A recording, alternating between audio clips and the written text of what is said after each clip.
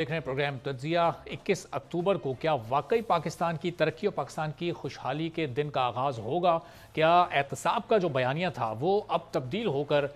तरक्की के बयानिए में तब्दील हो चुका है? ये एक बहुत बड़ी तब्दीली पिछले कुछ दिनों से हम मुस्लिम लीग नवाज़ के बयानिए में देख रहे हैं। अब 21 अक्टूबर को उनके कायद पाकिस्तान वापस आ रहे हैं और फिर यहाँ एक बार फिर अमली सियासत का आगाज़ करेंगे और ख़ासतौर पर इलेक्शन कैंपेन जो उनकी पार्टी की होगी उसको वो लीड करेंगे। तो अब देखना होगा कि कितनी चैलेंजिंग उनके लिए सिचुएशन है सियासी तौर पर और कानूनी तौर पर आकर उनको कितनी लेवल प्लेइंग फील्ड मिलती है, चूंकि माजी में वो भी लेवल प्लेइंग फील्ड ना होने का एतराज़ करते रहे हैं और इस वक्त पीपल्स पार्टी खुद उनकी जमात से लेवल प्लेइंग फील्ड ना होने का एतराज़ कर रही है। अब 11 अक्टूबर को एक बड़ा अहम इजलास भी इलेक्शन कमीशन ने बुलाया है और जो ज़ाब्ता अखलाक है उस पर तमाम सियासी जमातों को बुलाया गया। एक बार फिर सियासी जमातों की बैठक इलेक्शन कमीशन में लगेगी और पीपल्स पार्टी वहाँ पर उनसे ये मुतालबा करेगी, तहफ़्फ़ुज़ात का इज़हार करेगी कि महीना आपने बता दिया है, आपने हफ्ता बता दिया है, लेकिन अभी तक तारीख का आपने ऐलान नहीं किया कि इलेक्शन किस तारीख को और किस दिन होने जा रहे हैं, ताकि ये जो एक खदशा है कि जनवरी के आखिर में होने हैं या नहीं होने, मौसम की वजह से आगे बढ़ने हैं या कोई और वजह इस सिलसिले में सामने आ सकती है, तो ये तमाम खदशात ख़त्म हो जाएं और एक तारीख का ऐलान कर दिया जाए। अब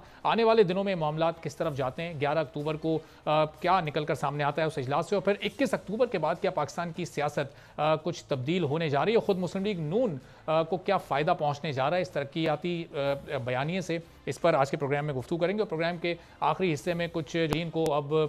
पाकिस्तान छोड़ने के लिए जो मुद्दत दी गई है उस पर भी जिक्र करेंगे। नज़ीर लगाई साहब सीनियर तज्जियाकार हमारे साथ मौजूद हैं इस वक्त स्टूडियोज़ में, याया फरीद साहब माहिर